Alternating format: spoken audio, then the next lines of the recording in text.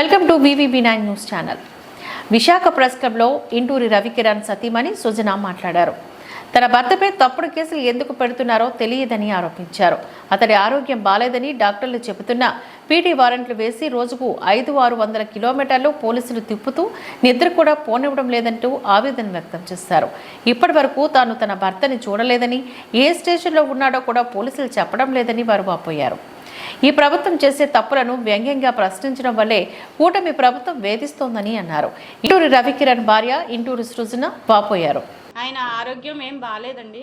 అతనికి స్టంట్ వేశారు, heart problem ఉంది, స్టంట్ వేశారు. అతనికి అసలు 8 గంటలు రెస్ట్ ఉండాలి. అలాంటిది అతన్ని స్టేషన్ రాజమండ్రి జైల్లోంచి మాచర్ల తీసుకెళ్లారు. మాచర్ల నుంచి తీసుకొచ్చి మళ్ళీ రాజమండ్రి జైల్లో అప్పచెప్పారు. అక్కడి నుంచి మళ్ళీ కురుపం తీసుకెళ్లారు. ప్రతిరోజు అతన్ని 500-600 కిలోమీటర్లు తిప్పుతున్నారండి. అతనికి అసలు నిద్రపోవడానికి కూడా టైం ఇవ్వట్లేదు. ప్రతిరోజు తీసుకెళ్తున్నారు, పీటీ వారెంట్లు వేసి స్టేషన్ కస్టడీలు వేసి తీసుకెళ్తున్నారు. డాక్టర్లు చెప్తున్నా కూడా అతను అన్ఫిట్గా ఉన్నాడు, అతను తిరగడానికి అన్ఫిట్గా ఉన్నాడు, అతని ఆరోగ్యం బాగాలేదని చెప్పినా కూడా అతన్ని స్టేట్మెంట్లు వేసి తీసుకెళ్తా ఉన్నారు. పీటీ వారెంట్లు వేసి స్టేషన్ కస్టడీలు అని చెప్పి తిప్పుతా ఉన్నారు. రోజుకి 500-600 కిలోమీటర్లు తిరుగుతున్నారండి. అతను నిద్రపోవడానికి టైం కూడా ఇవ్వట్లేదు. అతను హార్ట్ పేషెంట్, 8 అవర్స్ అసలు రెస్ట్ ఉండాలి. అతని ఆరోగ్యం బాగా క్షీణించింది. అతను నడవలేని స్థితిలో ఉన్నా కూడా తీసుకెళ్ళిపోతున్నారు. అతన్ని ట్యాబ్లెట్స్ కూడా ఇస్తున్నారా లేదా తెలియదండి నాకు. అతను వెళ్తుంటే, మేము జైలుకి వెళ్తుంటే ఎంట్రీ పెట్టుకుంటుంటే అసలు ఎంట్రీ అతను లేడనే చెప్తున్నారు. మాకు ఎంట్రీ క్యాన్సిల్ అయిపోతుంది. పీటీ వారెంట్లు వేసి తీసుకెళ్ళిపోయారమ్మంటున్నారు. ఏ స్టేషన్ అంటే చెప్పట్లేదు, ఎక్కడికి తీసుకెళ్లారంటే చెప్పట్లేదు. చాలా ఇబ్బంది పెడుతున్నారండి నన్ను, నా పిల్లల్ని, నా కుటుంబాన్ని అంతా చాలా ఇబ్బంది పెడుతున్నారు.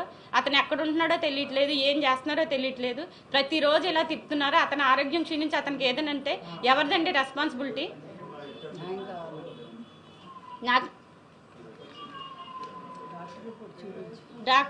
డాక్టర్ రిపోర్టు అన్ని రిపోర్ట్స్ ఉన్నాయండి. నేను మళ్ళీ సబ్మిట్ చేస్తాను, మీ అందరికీ చూపిస్తాను. ఇప్పుడైతే నేను తీసుకురాలేదు.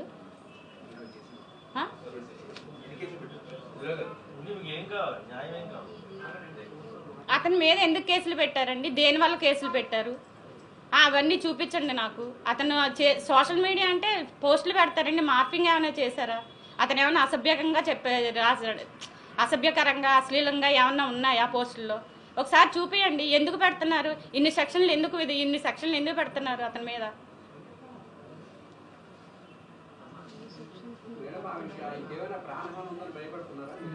ఏమో అండి, తీసుకెళ్తున్నారు. ఇప్పుడు పొద్దున్న తీసుకెళ్తున్నారు, రాత్రి ఏ టైంకి ఇస్తున్నారో తెలియట్లేదు. ఇంటి దగ్గర నుంచి అరెస్ట్ చేస్తుంటే నేను ఫాలో అవుతున్నాను, అందుకని నన్ను కట్ చేశారు. జైల్లో పెడుతున్నారు. జైల్లో అయినా ఉంచుతున్నారా? జైలు నుంచి తీసుకెళ్తున్నారు. ఎప్పుడు తీసుకెళ్తున్నారో అర్ధరాత్రి లేదు, సండే లేదు, ఎప్పుడు లేదు. ఎప్పుడు తీసుకెళ్తున్నారో తెలియదు, ఎప్పుడు తీసుకొస్తున్నారో తెలియదు. అతను అక్కడ ఉన్నాడని మనం వెళ్ళి ములాఖత్ పెట్టుకుంటే అక్కడ లేడమ్మా, పీటీ వారెంట్ మీద తీసుకెళ్లారు. ఎక్కడ తీసుకెళ్లారు మాకు తెలీదు, ఇట్లనే చెప్తున్నారు. జైల్లో కూడా మాకేం చెప్పట్లేదండి. అక్కడికి వెళ్ళి అడుగుతుంటే కూడా మనిషి ఉండట్లేదు, మమ్మల్ని కలవనివ్వట్లేదు అసలు ఆయన్ని.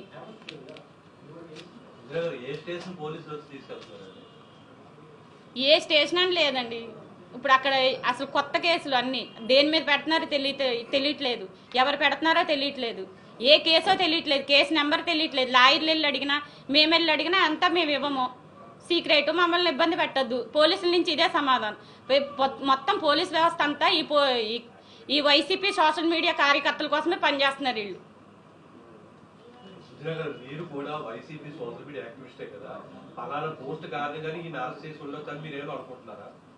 పోస్టులు ఏవేవో చూపిస్తున్నారండి. అక్కడ మార్పింగ్ అంటున్నారు, అశ్లీలత అంటున్నారు. మరి టీడీపీ అని ఏదో పేజీ ఉంది వీళ్ళది.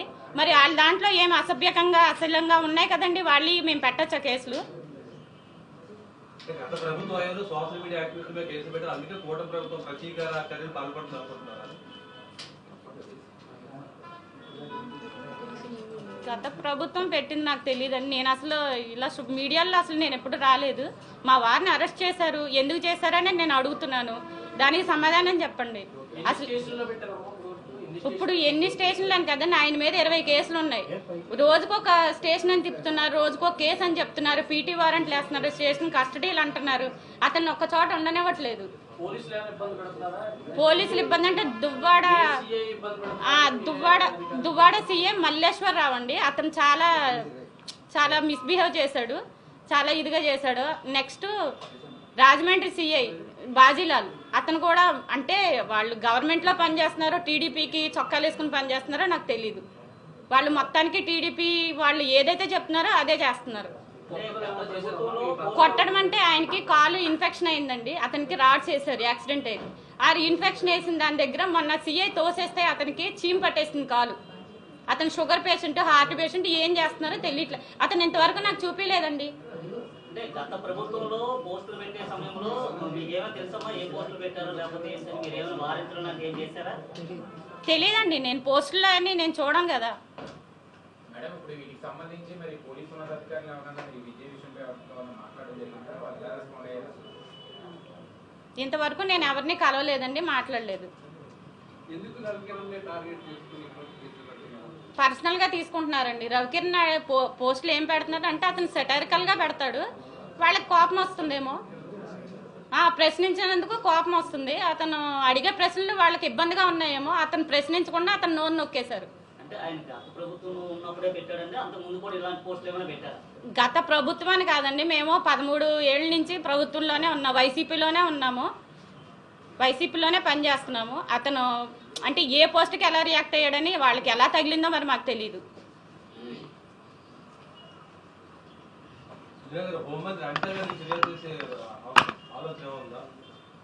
మీరు ఎప్పటి వరకు హోమ్ మినిస్టర్ ఏమైనా కలవడం జరిగిందమ్మా? హోమ్ మినిస్టర్ కానీ లేకపోతే డీజీపీని కానీ ఇక్కడ ఉన్నటువంటి సిపిని కానీ? ఎవరిని నేను కలవలేదండి, ఎవరిని కలవలేదు. ఇప్పుడు ఈయన్ని కలవనివ్వట్లేదు, నన్ను ఇబ్బంది పెడుతున్నారు.